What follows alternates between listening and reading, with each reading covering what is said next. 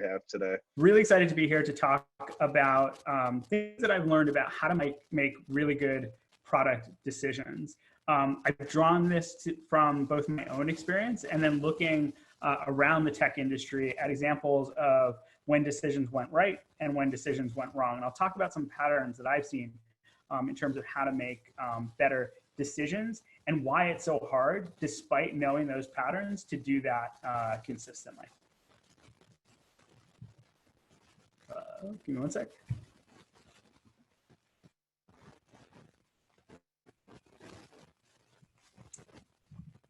Okay, perfect. Great. So I'm Ravi Mehta. I am currently an executive in residence at Reforge. Prior to that, I was the chief product officer at Tinder. I was also a product leader at Facebook, where I worked on a team focused on teenagers. We were really trying to understand what was driving teen behavior in social media and what Facebook needed to do in order to make sure that it had relevant products in the market in order to meet young users' needs, which was really a fascinating thing to dig into. People today have grown up in an entirely different world than a lot of us. They're the first generation to grow up with ubiquitous social media. And so it's really interesting to learn about the challenges they have, the problems that they're trying to solve, and how they go about solving those. Earlier in my career, I was the head of consumer product at TripAdvisor. I was there for about 5 years, during a really interesting time in the company's history, where TripAdvisor was moving from a very reviews-driven site to a more transactionally driven platform. And then earlier in my career, I was one of the first people on the Xbox team. I was fortunate to arrive at Microsoft as they were about to announce a multi-billion-dollar investment in games. And it turned out that that was the Xbox. And so I joined the Xbox team shortly after that was announced and was the product manager for the very first version of Xbox Live. Along the way, the thing that I loved the most about product management is partly building products, but more than anything, I've really loved building teams and coaching product managers. Many of the folks that I've hired directly out of school are in director and VP level roles today. And that outcome is really better than any feature that I've shipped. And we were talking in the breakout room about how to get into product management and how to level up. One of the things that we did at TripAdvisor was we had a program where people who had no prior product experience could come into a 2-year rotational program. And it's been really fascinating to see the people who come into that program where they are today, especially considering that I think people from all sorts of backgrounds can come into product management and be really successful. Ultimately, this is a role that requires a great sensibility about what people want, not necessarily a role that requires years and years of schooling. So I think that's an exciting part of the role, and then one of the things that makes it a constant challenge to do well. So making great products is about making great decisions, and great decisions are decisions that deliver value to customers and the business. I think this is one of the most important distinctions for product managers. It's important to shift from thinking about your role as shipping features to thinking about your role as delivering business impact. And so ultimately, when we look at the decision-making process, product managers really draw from 3 different sources of decision-making. One is product managers can make decisions based on their own intuition. The second is product managers can make decisions based on the feedback from customers. And lastly, product managers can make decisions based on analytics, so the data that gets created as people use a product. The best product decisions get made by striking a balance between these 3 things, between intuition, analytics, and feedback. However, striking the balance is extremely difficult. Individuals, teams, and companies almost always bias towards one type of decision-making. A lot of this has to do with people's personal bias, maybe the things that they've done in the past, maybe they came from an analytical background or a research background, and so they tend to rely on those skills. But also, interestingly, I've seen that both teams and companies have cultures that tend to value one type of decision-making over the others. And it's really important in those cases to make sure that PMs are staying vigilant about striking a balance between all 3 of these factors. And I'm going to talk today about cases when that balance was struck, and then cases when an over-reliance on one or more of these decision-making methods caused companies to make the wrong decision. Because ultimately the bias blinds companies to the true nature of the market, and it opens them up to disruption. So let's take a closer look at each of these different modes of decision-making. So start with intuition. Intuition is a sensibility about what a great product looks like for the customer. And at its best, intuition leads to breakthrough products that disrupt markets. The sensibility can be based on the taste of an individual. It can be institutionalized into a company. Often intuitive decisions are made despite limited data or contrary to popular beliefs. Good intuitive decision-making can result in breakthrough products. Oftentimes, startups start with a really keen intuition about the market. Google began with the insight that the quantity of information on the internet was exploding, and there was going to be a need, a very important and critical need for a better way to search that information. And so startups in the early days, they don't have customers that they can talk to. They don't have a lot of analytics to work with. And so founders are used to relying on intuition. And when that goes well, that can go incredibly well. So let's talk about an example of intuitive decision-making at work. Apple is one of the best examples of a company that continues to make great intuitive decisions.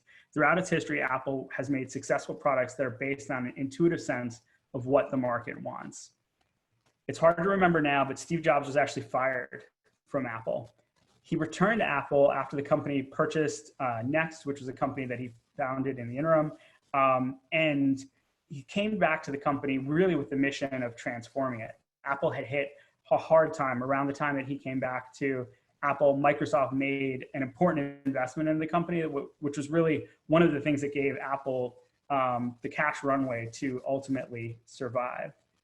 So Steve Jobs wanted to turn Apple around. He started to dream really big about where the next great Apple product would come from.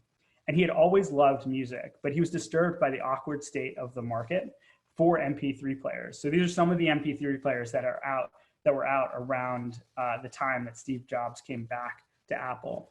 The market was littered with ugly, ill-conceived devices that couldn't deliver on the promise of digital music. Intuitively, Steve felt that Apple could do better. And so they did better.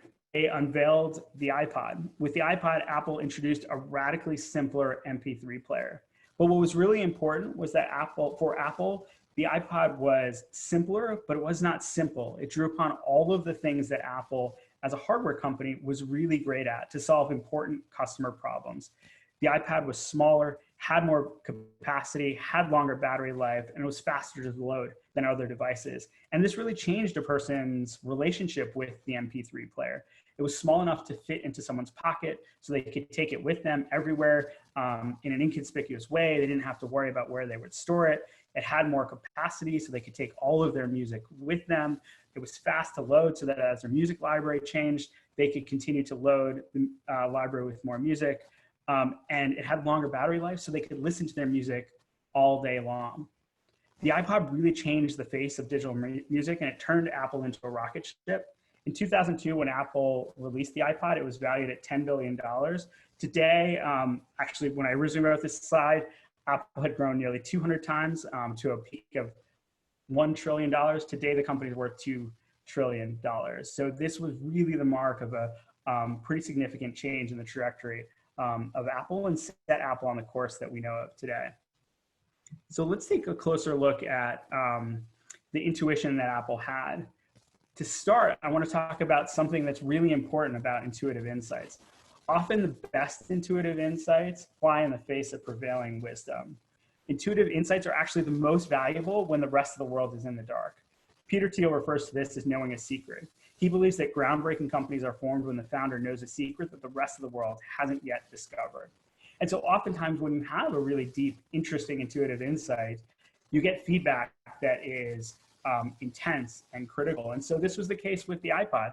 A critic remarked, all that hype for an MP3 player, breakthrough digital device, the reality distortion field is starting to warp Steve's mind if he thinks for 1 second that this thing is going to take off.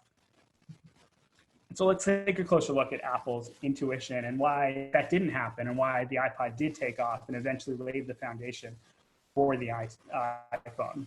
Apple's intuition was elite, but it was grounded in a really good strategic understanding of the market and a really smart analysis of that market.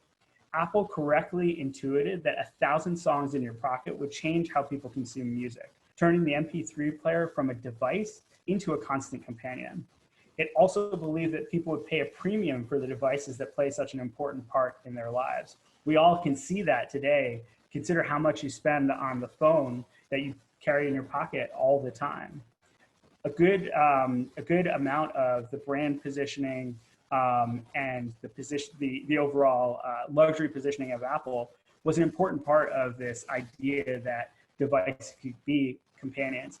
And the cash that was created, the extra margin that was created as a result of having more premium devices, has enabled Apple to continue to invest that into their hardware capabilities and achieve things from a hardware capability standpoint that other companies haven't been able to match. So Apple correctly believed the iPod would be a beachhead into a much larger market of companion devices and services.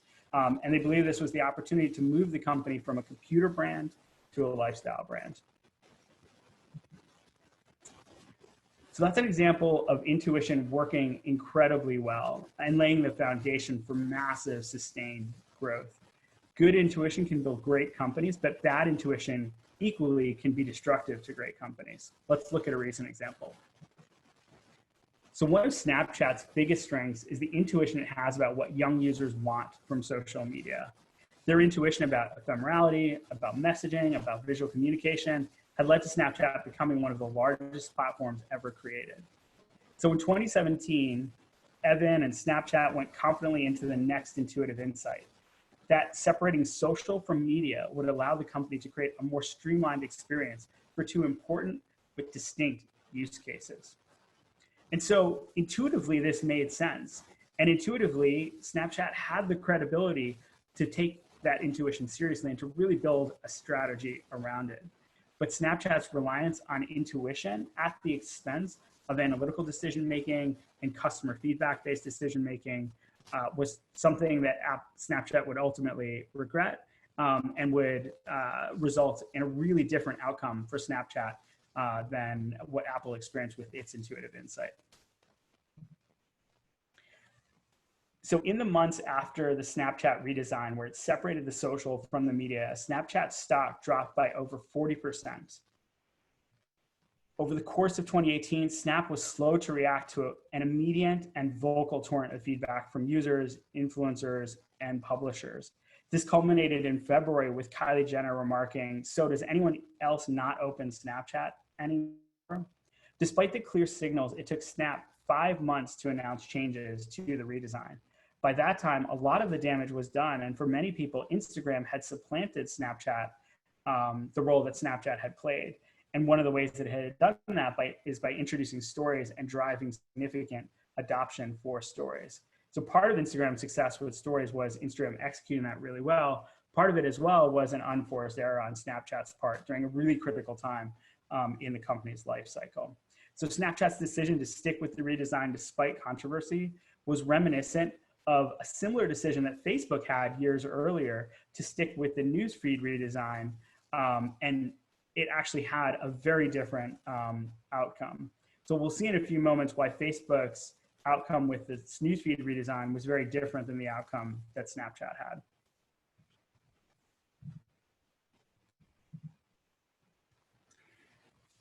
And so there was a very clear vocal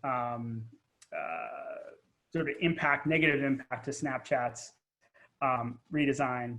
Great companies are often built on massively impactful intuitive insights, but the quality of these intuitive decisions can be hard to evaluate, and it leads to teams over-relying on decisions, swinging and missing a lot. So as a result of this, the tech industry has put significant emphasis on analytics-driven decision-making as a way to support intuitive insights and make sure that when you're making a decision that relies on intuition, that it is also grounded in good strategy and good analytics. This was a lesson that the tech industry has learned. It was also a lesson that Snap learned. In the aftermath of the social media redesign, Snap learned quickly. They built a data-centric growth team that complements their intuitive product sense, and the result has been a return to growth. So Snapchat stock has increased over 4x from December 2018 to their recent stock price. And this emphasis on analytics, the ability to use analytics in order to make decisions, is absolutely critical to sustain growth. So let's look at why analytics are so important. Analytical decisions are based on the insights, not just the data generated as customers use the product. This is really important. Analytics is not just a matter of knowing SQL and pulling data and looking at data. It's really about taking that data, deriving insight from it. And the way that you define insight is the information, the insight that you generate through analytics should give you a causal understanding of what user behaviors drive value for customers and drive value for the business. At its best, analytical decision-making enables products and companies to realize their maximum potential. And this mode of decision-making is in fashion right now, both because analytics-driven decision-making is easy to quantify and because there's been really impressive successes in the tech industry with companies that have gotten incredibly good at analytical decision-making and experimentation and have used that to fuel growth. Facebook in particular is a fantastic example of this. Through analytically oriented decision-making, they were able to take an initial product market fit with college students and expand that to the 2 billion users that use Facebook today. So let's look at an example of how Facebook uses analytical decision-making in order to better understand its users and make product feature bets that they have a high confidence will work and will work really well. So it's hard to remember, but once upon a time, Facebook was not that different than MySpace. It was a directory of disconnected profiles. Then in September 26, Facebook introduced something that was critical to their future as a company, and it was critical to the future of social media. They introduced the newsfeed, and today, the newsfeed is a primitive building block for all social media. Today, almost every social site has some sort of feed. So the way in which Facebook figured this out was through its analytics. Facebook saw that users were logging into Facebook and went through a repetitive and tedious process of going to the profiles of their closest friends to see what they had updated. And they looked at this and they said, this is not a great user experience, but there is this latent behavior that tells us that there's something interesting to solve here. And so they felt they could productize this use case by building a new homepage experience that aggregated all of these updates into one place, and that was ultimately the newsfeed. And so both intuitively and analytically, Facebook was confident they had a big win on their hands. Well, what came next was a surprise. This is a quote from Ruchi Sangvi, who was a product manager for Newsfeed. We woke up to hundreds of thousands of outraged people. Facebook groups like I Hate Newsfeed, Ruchi is the Devil had formed in the middle of the night. News reporters and students were camped out in front of their offices. We had to sneak out of the back door to leave the office. Throughout the night, angry users had organized groups to petition Facebook to remove Newsfeed. The largest group grew to 284,000 members in under 24 hours. In one form or another, 10% of all of Facebook's 8 million users at the time threatened to boycott the company. It was one of the fastest and most viral backlashes to a product in history, thanks to Newsfeed.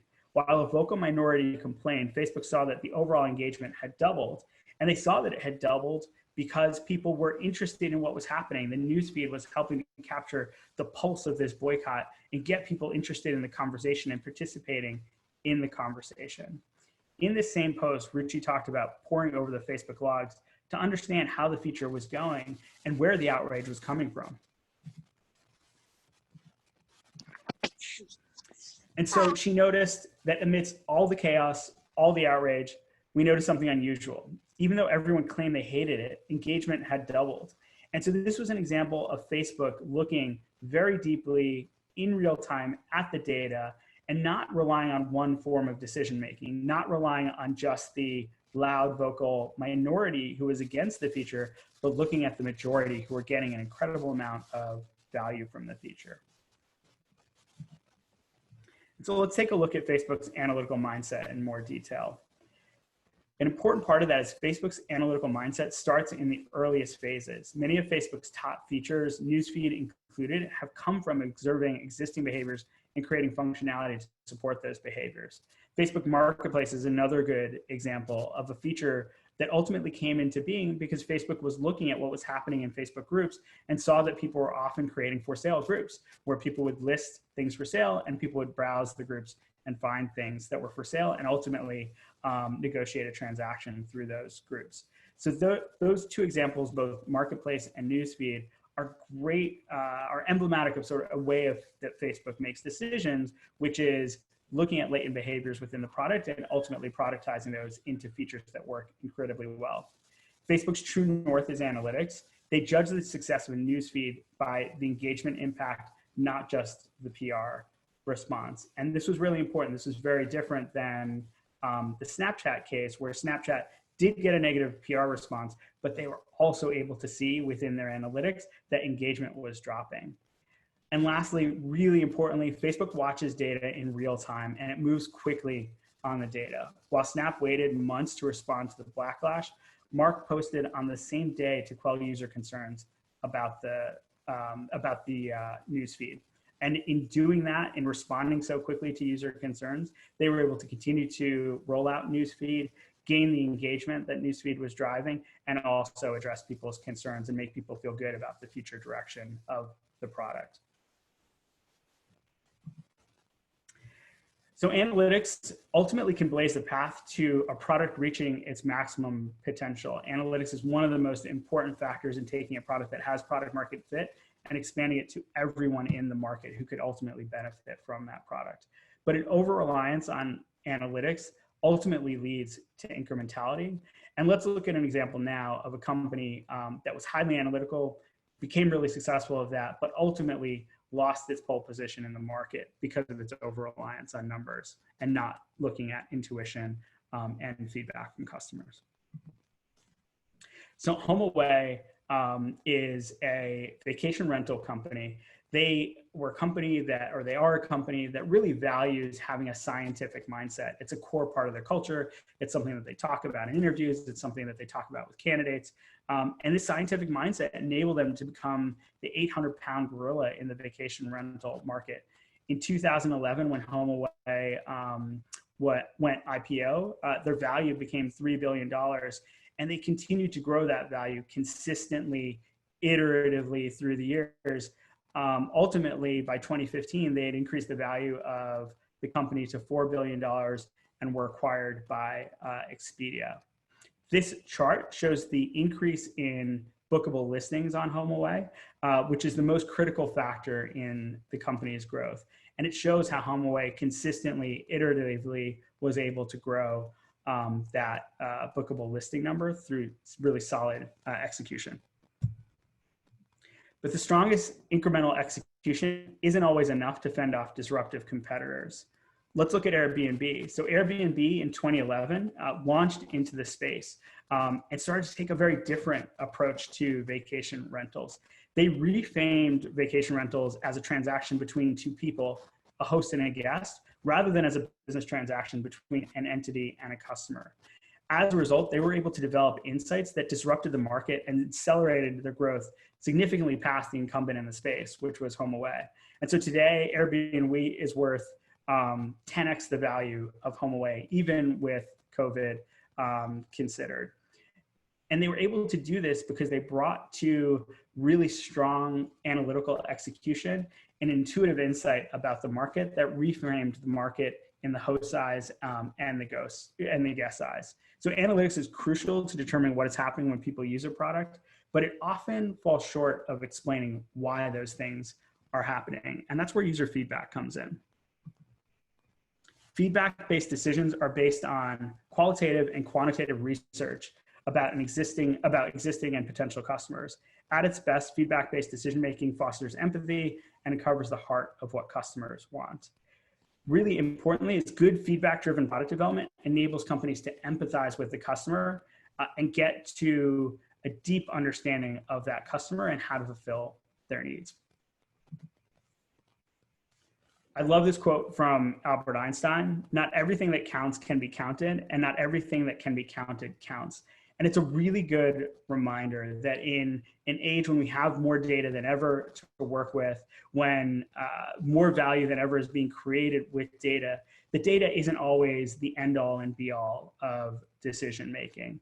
Today, I think Silicon Valley has to some extent fetishized database decision making, and it's important to take a step back and not just use data, the sort of black and white insights that data provides, but really get to the heart of what customers want and pair that data with a good intuition about what makes a great product and with really good feedback from customers. So it's important to remember that human behavior, needs, and wants are not always easy to quantify, and you can't always get the full picture from the data. And Airbnb is one of the best examples of a company that understands the distinction between what can be counted and what counts. They seek to balance analytically driven product scaling with customer-driven product development. This is a quote from Brian Chesky. "If you're only doing A/B tests, you're not designing with empathy. We didn't just meet our users, we lived with them." And this really underscores an entire philosophy about how to create products that I think was instrumental to Airbnb's DNA, and it has been instrumental to their success. So customer-driven product development is really in their DNA. Early on, Brian and his co-founders spent as much time as possible with hosts and guests. And that's when they were able to reframe this, not as a transaction between two people that are distant, separate business entities, but two people that ultimately are both human, where one is staying in another's home, and where that human interaction is something that can be a source of a much better product experience. In Masters of Scale, Reid Hoffman's podcast about building startups, Brian Chesky talks about how he sees building a startup as two distinct activities. Firstly, is designing a magical experience for a handful of users. And then secondly, is scaling the essence of that experience to hundreds of millions of users. And so that captures this really important duality of qualitative insight plus quantitative optimization.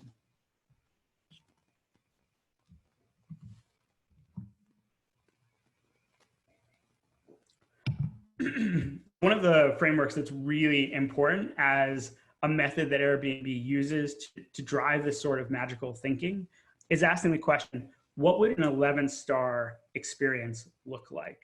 So we can all think of a 5-star experience. A 5-star experience is the best possible experience you could build for your product. But what if you ask the question, what would a 6-star experience look like? And so you go beyond best to start to think about, what are things that you could do that are completely unexpected that may not even be feasible. So you start by asking, what's the 6-star experience? What's the 7-star experience? And ultimately what the 11-star experience is. And by doing that and getting to a deep understanding of that, you can uncover insights about the magical experience that you can deliver to customers that really gets to the heart of human behavior, the heart of the value that you're delivering. And then it becomes a process of stepping back, of working backward from that magical experience to something that's feasible to deliver to customers at scale. So let's look at an example of what that might look like for the Airbnb check-in experience. A 1-star experience is the host is a no-show and you're sitting out in the street. This is a terrible experience, especially compared to the expectation of a typical hotel. If you had this experience on Airbnb, you probably wouldn't use Airbnb again. You'd probably go back to staying at hotels or using other platforms. The 5-star experience is the expectation. It's the host lets you in as soon as you arrive. But what if you pull that further? The 7-star experience is the host lets you in, shows you a fully stocked kitchen, and gives you the keys to his car and says, look, you're new in town. I want you to have a great time. Why don't you take my car and drive around?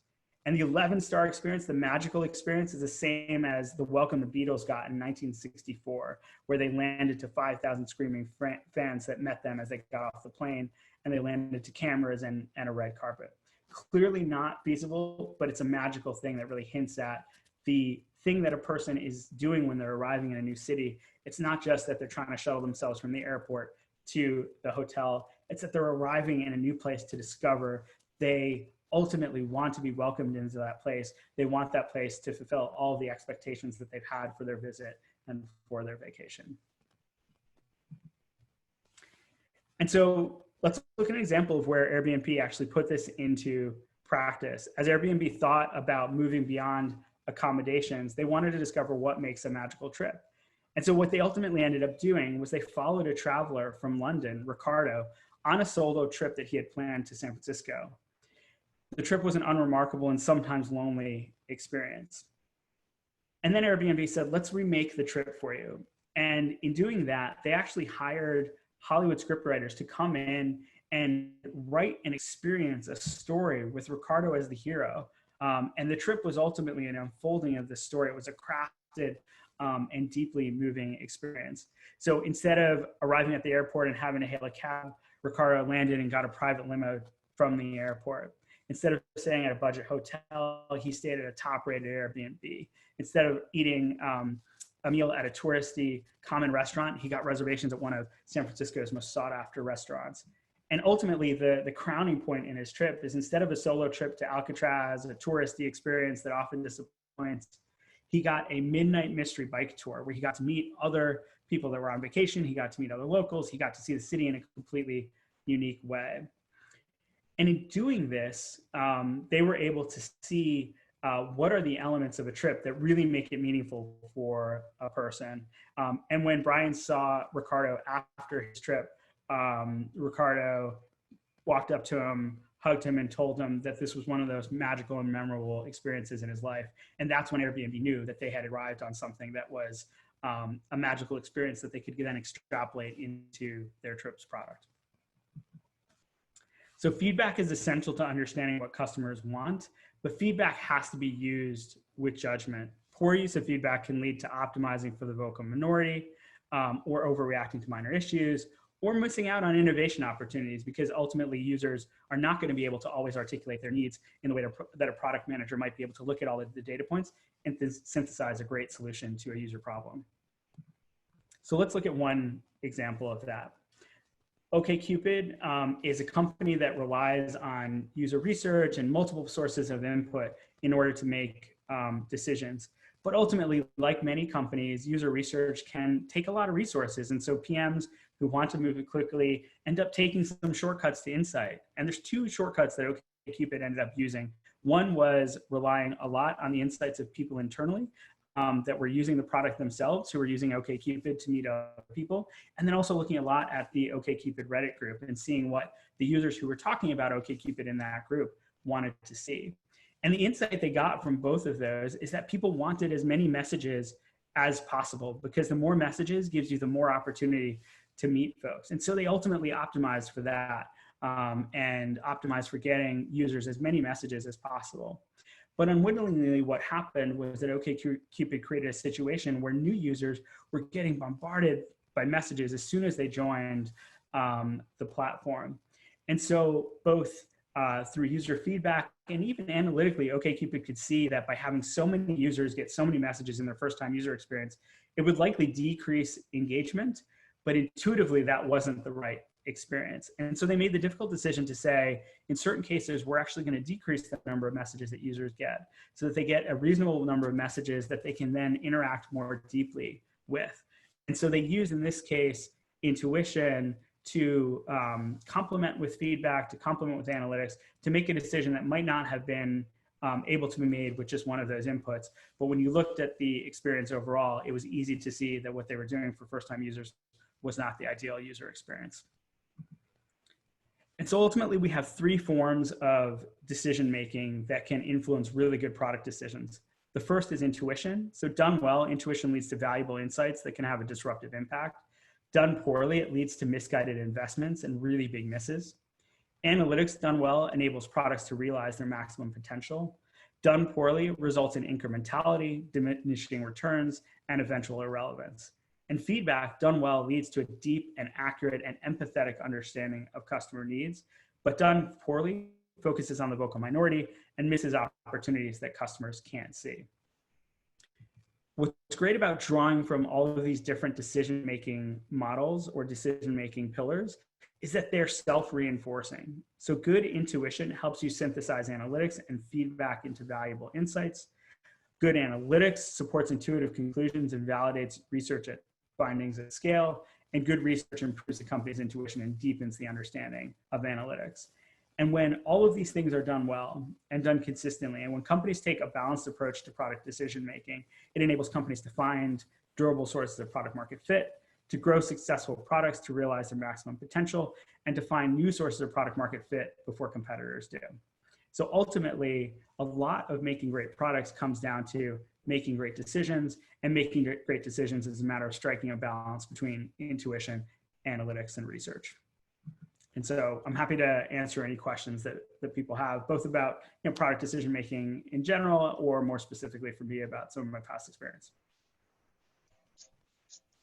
Yeah, just to jump in real quick before we get into that, because this is a meeting format, you guys can just speak up, and you can come on video if you want to talk, or just chat, or use the chat feature, whatever you guys are most comfortable with. And then once the Q&A is over, we'll do a shout out section. So if anyone's looking for a job or is hiring, we'll give you guys the floor to do that. But for now, let's take the advantage to ask some questions from our great presenter here. So first of all, I would say a huge thank you for this awesome presentation, Ravi. This is amazing. The one question I had was, what would Ravi have as thoughts in terms of experimenting with some of the feedback or the data that comes in through so many users? Any perspectives on that would be awesome. In terms of, so I think experimentation is really important. One of the things that is important is that experimentation really gives you the ability to see whether or not a particular behavior is causal based on the thing that you're experimenting. So it's very hard to get either correlative or causal insights from longitudinal testing where you have one feature and then you roll another feature out after it. So many things can change about the context of the test that it's hard to draw meaningful insight out of that. A and B tests are very different. They enable you to very crisply see what a certain feature on and a certain feature off does. What they don't allow you to see is why that is. And so I think it's really important to pair experimentation with user research to understand not only which tests are winning, but also understand why those tests are winning. It is possible to generate some really interesting long-term impacts, both in terms of revenue or other engagement methods, just by using an A/B testing based approach. But I often find that the companies that aren't learning from that approach, that starts to get to diminishing returns. But if you can get a really deep, qualitative, empathetic understanding of what the levers are that ultimately are driving the successful test from the unsuccessful test, then that enables you to come to better ideas for next things to test, and then enables you to have a much better time driving long-term value creation, not just the short-term optimizations through A/B testing. Thank you, Ravi. Hey, Ravi. Ankit here. Thanks again for the fantastic presentation. I wanted to ask you a question around intuition-based decision making. Specifically, what I'm thinking through is, well, let me ask my question more directly and then add more context. So the question is, how do you gain stakeholder-wide adoption and buy-in for a decision that is based mainly on intuition, and not really on data? Especially for if it's like a big company, a big product-wide bidder that you're kind of hoping to based on intuition. How does that buy-in process work? Because if you contrast that to something based on data, right? Everyone can look at the data and feel comfortable with it. Yeah, I think that's absolutely true, and that's one of the things that's trickiest about intuition. But when you do have a product owner or decision maker who has strong intuitive insights and insights that are often ahead of the curve in terms of what you can understand through the data or through the user research, it can be very powerful. Steve Jobs, I think, is one of the best examples of that. There was often not the data, or not enough data, not enough user feedback to support some of the decisions that Apple has made. And oftentimes, decisions that Apple has made have been fly in the face of their prevailing knowledge of what the data and the user feedback would say. And so, I think intuition can be incredibly powerful, but it also is very difficult to make decisions that way. You have to have credibility, and it helps to have authority when you're making those decisions. I think for someone, within an organization that is looking to draw more on intuitions, there's two things that I would suggest. One is very helpful if you're making an intuitive recommendation to have a credible track record to draw from where you've generated business impact before. And you can, when you're saying effectively, trust me, you can do that from a position of strength, because that track record will get people to say, well, maybe there is or there isn't the data to support this, but you've had a track record of business impact. And so we're willing to take the necessary leap of faith to support it. I think the second thing is to draw on what we've been talking about here, which is to really support the intuitive conclusions with deep analytics, deep market analysis, deep product and user research, so that ultimately the intuitive insight, while it might be a leap, it's a well-supported leap. It's an extrapolation of where everything is pointing to, rather than being an insight that doesn't have that extrapolation and is just kind of on its own and really requires, full faith belief. If you can get people part of the way there through data and through user research, it's often much easier to get people over the line and make that short leap of faith than it is to have people make a great significant leap of faith when there isn't the data and the analytics there. Got it. It's very helpful. Thank you. Welcome. Hey, Ravi, I have a question as well. First off, thanks a lot for the presentation. I think it was really helpful. You didn't just throw concepts, but the examples like Facebook and Airbnb and whatnot, like really kind of drove the point home. Going into my question, it's also kind of on intuition. I was wondering, like, because customer feedback and customer data, we can kind of acquire. What about intuition? Is that something that people are just they kind of just get it? Or is this something that you can build via certain mechanisms and whatnot? I think you can build intuition. One of my favorite examples of building intuition is Ray Dalio. We fortunately in the product space and when working on tech products have a pretty short life cycle where we can see things go from hypothesis to answer quickly. You don't have that same luxury in the financial space. Oftentimes cycles are, the short cycles are 10 years long, the longer cycles are 50 years long or 100 years long. And so you don't have the ability to learn empirically from the things that you're seeing. You have to inform your empirical understanding based on what's happened in the past. And people have been tracking recently. Ray has been talking a lot about what's happening right now with COVID in the context of similar things that have happened in history. We've not had a pandemic like this before in modern times, but there have been pandemics before in history. There have been similar things before in history. And so I think that is a really extreme example of learning not through your own reps, but through the reps of others, which might be learning through history, learning through understanding, other companies, learning from, things like we just went through and where decision-making went wrong and where it went well.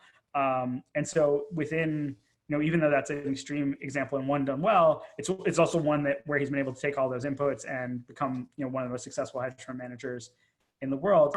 I think it's something that's actually much easier for us as product managers to be able to do.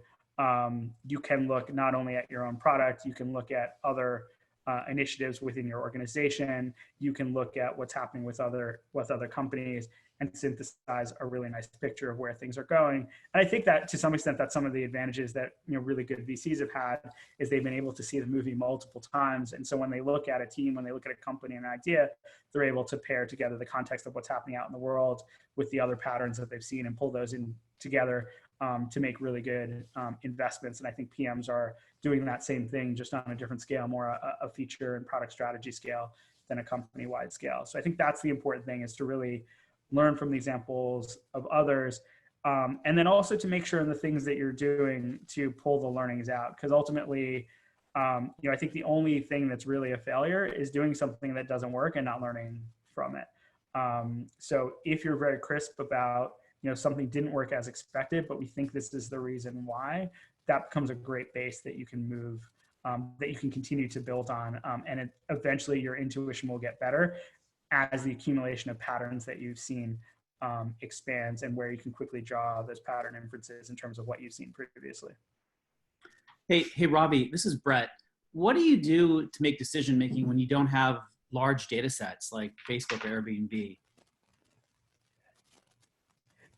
Really good question. Hey, Brett, how you doing? So this is often the case with startups. There's a couple of different things that you can do. The first one is, not every decision has to be made based on a large data set. Sometimes through that pattern matching, through that really good intuition, you can have an insight about where things are going that feels like the right direction, that doesn't necessarily need to be underpinned by a million points of data. So I think the first thing is to really understand the intuition, and then go through the logical rigor of that intuition and think strategically about whether or not the intuition is right, both in terms of the numbers and also in terms of the logic. And a lot of startups start with that intuitive insight. The second thing that you can do is you can look at market research. There's a lot of great research out there about what other companies are seeing, what's happening generally in the market, what's happening in terms of trends with users. So even though your company itself doesn't have a lot of data, you can go ahead and get a lot of data either through market research companies, or increasingly people are scraping the web or doing other things to accumulate large data sets, which they can then ultimately make decisions based on. Real estate's a really good example of that. There's been some interesting companies that have accumulated large real estate data sets as a key part of their strategy. And then the third thing that I think is important is to talk to users. Ultimately, I feel like a really good customer conversation can be worth 1 million points of data. Statistical significance, in my opinion, is overrated. Ultimately, you don't need to have statistical significance. You don't need to have really tight 95% confidence intervals for all product insights. Certainly it's helpful in some cases, but what's more helpful is to hear the human side of things, get a really empathetic understanding of something that a customer is trying to accomplish with your product or with other products that are out there in the world. And that alone can be enough to extrapolate into a really interesting market. Because ultimately, if there's one person that is experiencing the particular problem that they're talking about, there's almost certainly 1,000 that are experiencing that same problem. And there could be millions or tens of millions that are experiencing that same problem. And until you have those conversations with customers, it's very hard to understand deeply what you're seeing through the data. So I think both for big companies and for small companies, those conversations can be really important and can have a magnitude of importance that's at the same scale or beyond the scale of large data sets.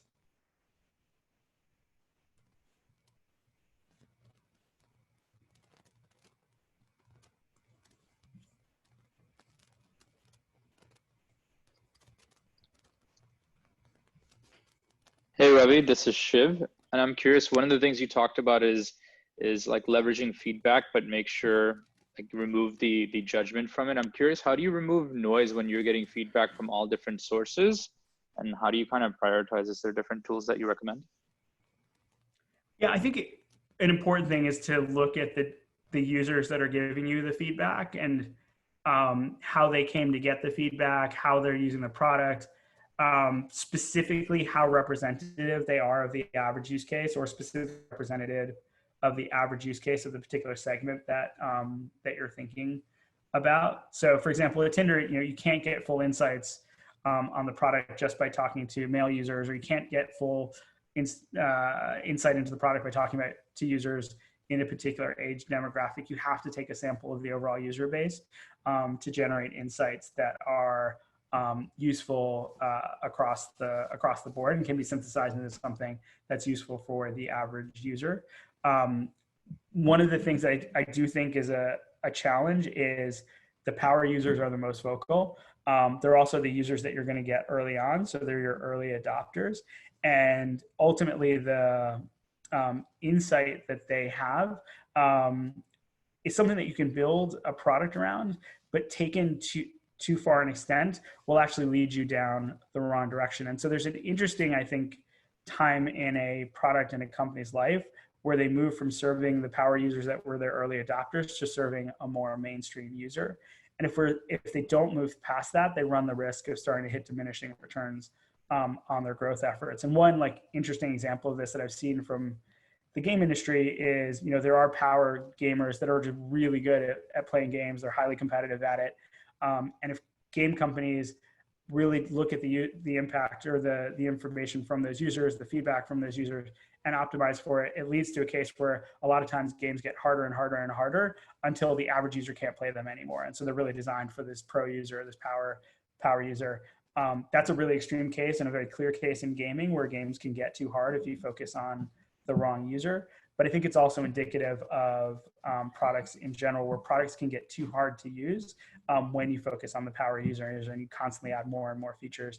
And then oftentimes companies that do that end up getting disrupted by companies that come in and say, actually, we're not going to focus on the power user. We're going to radically simplify this.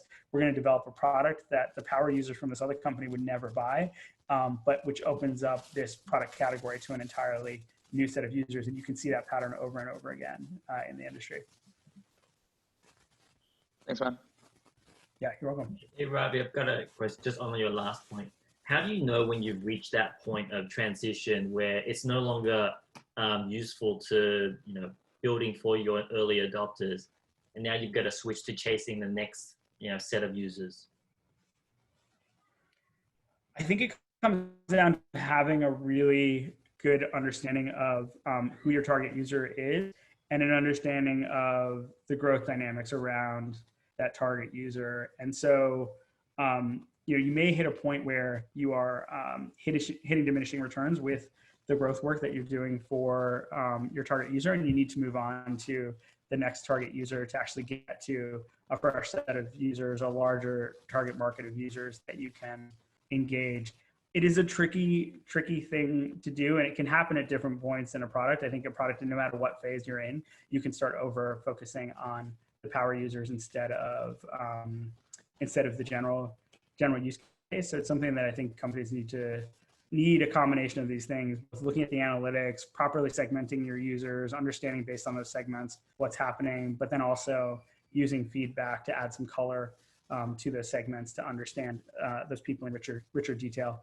I think one of the things that people use to do this is personas, but personas can often go wrong in the sense that the persona gets created one time and then doesn't really get updated and is not a living, breathing sort of reflection of what users and who users are. And so more than personas, I really like the idea of coming up with very clear analytical segments and then pairing those to user research target groups and keeping your insight about a particular segment up to date through both user research as well as analytics. And that can break down into like psychographics, or other behavioral demographics, like, what's the user in the first 5 days look like? What does a long time monetized user look like? And so by breaking things up from a behavioral standpoint rather than persona standpoint, you can often get to much tighter analytics as well as much better results from user feedback. Thank you. Hey Ravi, this is Ankit again. So apologies in advance if this sounds like a left field question. I thought I'd change gears a bit and ask you career related advice. Sounds great. And feel free to point the question. It's totally acceptable. So assuming you were like a mid seniority PM, recruiting for a product centric firm, what are the top 2 or 3 questions you would ask the PMs or the PM leaders who you meet in your interview loops to kind of suss out whether it's really a product centric firm, or if it's or decisions are made based on some other criteria than the 3 things you described? So these are questions that you as a candidate would ask the company to understand that? Correct. Yeah. I think one of the interesting, I haven't thought enough about this yet, but I think one of the interesting insights I've had is, what do companies do when all things are equal? So let's say all of these things kind of point in different directions and you equally weight them. What does that company then do? And so different company cultures do different things. If all things are equal, Apple is going to make the decision that is the decision they believe is the best design decision. If all things are equal, Amazon is going to make the decision that is most obsessed with the customer. When all things are equal, Booking.com is going to make the decision that converts the best. And so there's you can see in cultures a shortfall for how they make decisions when the decision isn't clear. They kind of fall back to a cultural paradigm. And for, I think, very successful companies, that cultural paradigm is really clear. And so I think an important question or set of questions when you're talking to a company are really meant to suss out that cultural paradigm. Like, how do decisions get made? Who makes the decision? Who's the tiebreaker if a difficult decision is being made and the people that are making it can't actually come to an agreement? Like, how does escalation work? What are some examples of successful decisions? What are some examples of unsuccessful decisions? And through that, you can sort of triangulate a picture of whether or not that company makes decisions based on product, which ultimately come down on making decisions in favor of users and user experience, or they make decisions based on some other factor. I think an interesting thing that Clayton Christensen has talked a lot about is that companies, as they get more mature, they tend to optimize for the visible measures, which are the things that they can see on their dashboards, the things that they know that they can move, they can manage what they can measure what they can manage, and they can manage what they measure. But ultimately, those things get further and further away from customers and what actually they want. And through your questioning, if you can understand, is the company obsessed with these kind of visible measures and really optimizing for revenue targets or other quarterly targets, and not pulling the thread from what those measures are to what is actually happening on the ground with the customer. That's a good distinction, that a company might be less focused on the product and or more focused on the product. So more simply, I think it comes down to, in the questions that you ask the company, to what extent does the customer play a role in decision making, and ultimately is the thing that drives decisions versus other factors within the business, like organizational politics or what different stakeholders want or other types of things that the company might be solving for. That's super helpful. I feel like I just attended a one-day session with Warren Buffett in Omaha. So thank you for all the advice. I wish I was as good at investing as he was, or as he is. Well, right now, if you just invest in NASDAQ, you'll be golden. That's true, which is mostly my strategy. Well, guys, I do want to open up the floor for the shout outs now and thank Ravi for everything he's contributed today. Like I said, this is your chance if your company's hiring, if you're looking for a product job, if you're looking for networking, if you need beta testers for a new feature, whatever it is. We did these in our in-person events, and we're opening the floor to do that now. And then if there's no more of that, we have a little bit more time for Q&A, but we do want to give everyone that chance to do the shout outs while we're here.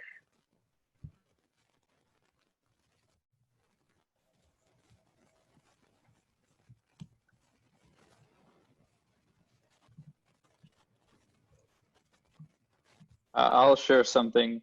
Hi guys, my name is Shiv and I work for a company called Product Board.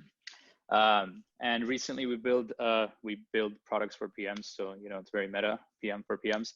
And I recently built a free product that helps you collect customer feedback. And like Ravi said, you can build the PM from intuition, analytics, and feedback. So I'm curious to get feedback on this product.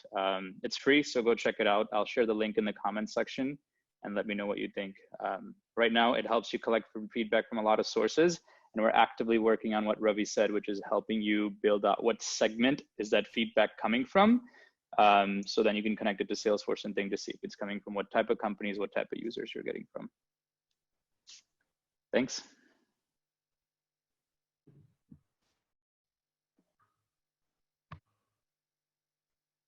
A question for Ravi. So as you mentioned earlier, you are also a EIR at the Refuge. So just kind of curious for that.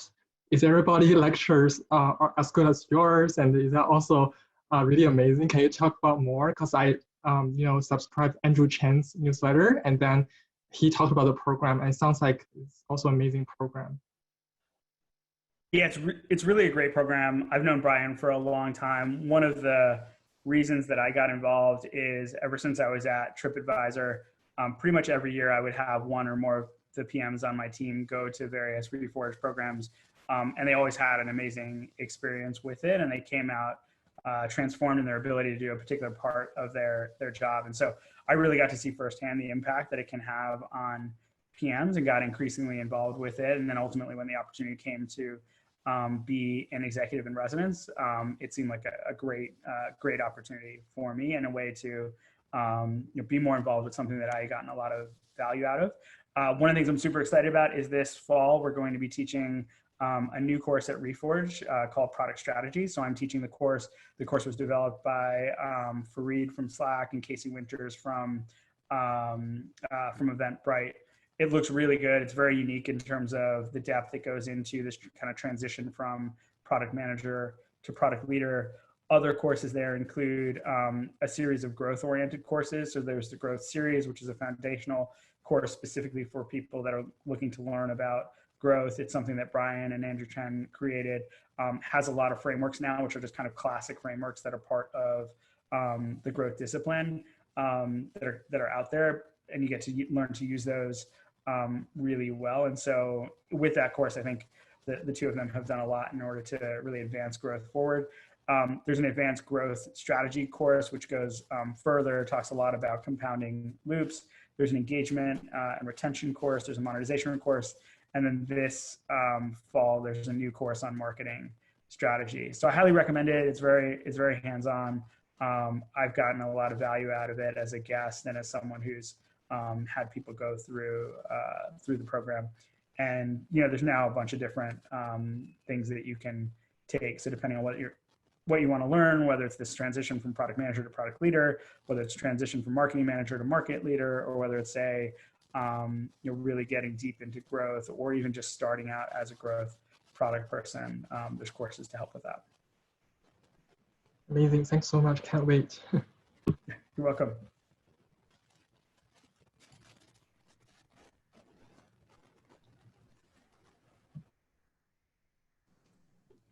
Hi, can you guys hear me? Hi, I'm Nancy. Hey, Ravi. Hey, Nancy, good to see you. It's been a while. I know, long time. So first off, I guess as part of my shout out, I'd like to share that I am looking for opportunities. And I was most recently a group product manager at TripAdvisor, having learned a lot under Ravi's tenure at, I was there at TripAdvisor before he left. So looking for a user-centered company, and if you guys have any opportunities that might be a good fit, please let me know via chat, or I don't know what other communication formats are there, via LinkedIn as well, Nancy Tam. And then question for you, Ravi, in terms of building teams, and I've met, I know a lot of product managers who have come out of the TripAdvisor program, and what kind of advice would you have for, product leaders and how they can help build teams, right? What's the sort of secret sauce in developing product managers so that they can feel empowered and successful? Yeah, definitely. In terms of building managers and managers, or a manager who's looking to build that first team of ICs? Let's start with like the latter and then kind of grow from there. So a manager who wants to build a team of ICs and then eventually managers of managers. Cool. So I have on my site something called the Product Competency Toolkit. It was actually something that we used at TripAdvisor. We used it for the MBA program, and it defines the 12 competencies of a product manager. They're organized into 4 different areas. So the first one is product execution. The second area is customer insight. The third area is product strategy. And then the fourth area is influencing people. And so I think it's really important when you're hiring PMs to have a clear lens for how you're evaluating their different skills. It can be that. We use that at TripAdvisor. I use that at Tinder. And so those 4 things I think map to the core things that a product manager needs to do. Facebook has a different set of competencies. They have 3 competencies. They have product sense, execution, and leadership and drive. All of the companies I think are really good at hiring PMs are very opinionated about what are the 3 to 5 things that they're looking for. And then they organize a very clear systematic process for assessing whether or not people fit within those set of things that are important within the company. Facebook takes this to a pretty significant length where interviewers actually have to get calibrated on those different areas. And so when you interview at Facebook, you're only interviewed by a calibrated interviewer who's likely doing, anywhere from 20 to 100 interviews a year. And so they become really expert at interviewing. So I don't think you need to go to that extent, and then smaller companies can't go to that extent, but being really clear about what you're looking for, what sort of questions to ask, having everyone have sort of a calibrated understanding of what those things are and how do you assess those things, and then having everyone come back into a feedback session that's really effective in terms of pulling all that feedback together and then making a clear decision is important. It's important not to make hiring decisions based on gut or based on the accumulation of conversations. It's better to have sort of distinct things that people are looking for and then synthesize those together in a really thoughtful way all at once, where people can debate the pros and cons of a particular candidate. And then those things that you're looking for can be really nice things to build on when a person comes into the company. You can assess kind of where they are relative to the expectations, put together a performance plan so that in the first 90 days, they do really well against not just overall unstated vague expectations, but the specific expectations of the 3 to 5 things that you're looking for. And then that can also be a nice foundation for a performance review process. So one of the reasons I released the product competency toolkit is it's a good place to start. And I found a lot of value from it, both in terms of the initial hiring, onboarding, performance review, career management, level management, all those sorts of things. And so having some toolkit that you're using to do that can be really helpful, and just makes the process simpler and much less opinionated and more structured in terms of each of those different factors. And then Nancy, feel free to reach out to me, about roles that you're looking for. I might know some good folks.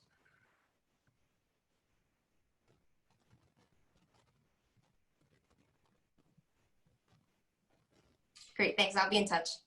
All right, sounds good.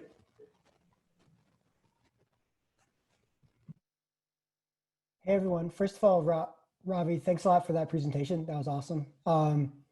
And then just in terms of shout outs, I am hiring, so sorry, I should say who I am. I work for AWS and lead their product and design teams focused on startups. And I have a machine learning product manager role open that I would love to hire for. So if anyone here has experience shipping ML driven products, please shoot me an email. I'll add my email to the chat here.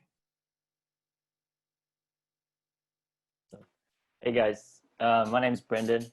I've got about 5 years, almost 5 years worth of experience in growth, product and operations at Uber. And I'm looking for a new gig as a product manager. So I'll drop my LinkedIn in the chat and my email as well, if you guys have something.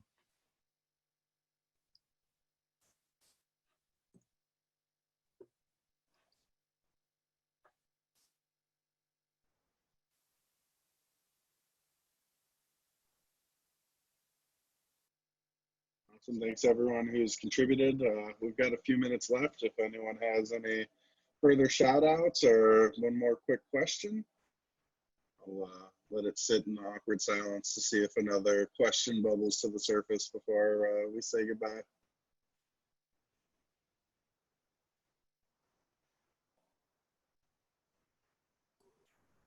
I guess I'll actually have a question for Ravi on the presentation. Kind of curious, like where you've picked up a lot of these frameworks and product strategies. Is it just from, like, what percentage of it is just from like mentors you've had versus just reading, or just like the hard knocks of shipping products that fail and then learning what does work and what does not work?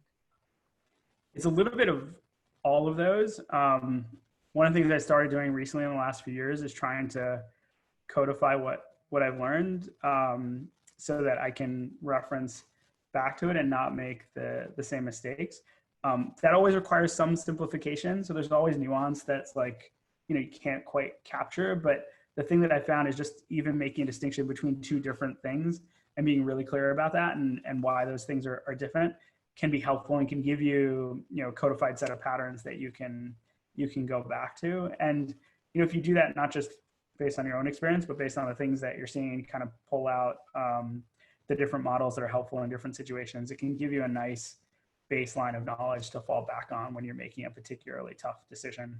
Because oftentimes I find that the hard decisions are less about not having the data that you need. It's more about making sense of it and organizing it and structuring it so that you can make a clear decision and that you can justify that decision. I posted, I'll post this to my blog eventually, but I posted a thread on Twitter recently with what I think are 10 really good frameworks for product managers for different types of challenges. So, if you're trying to figure out retention or engagement or user acquisition.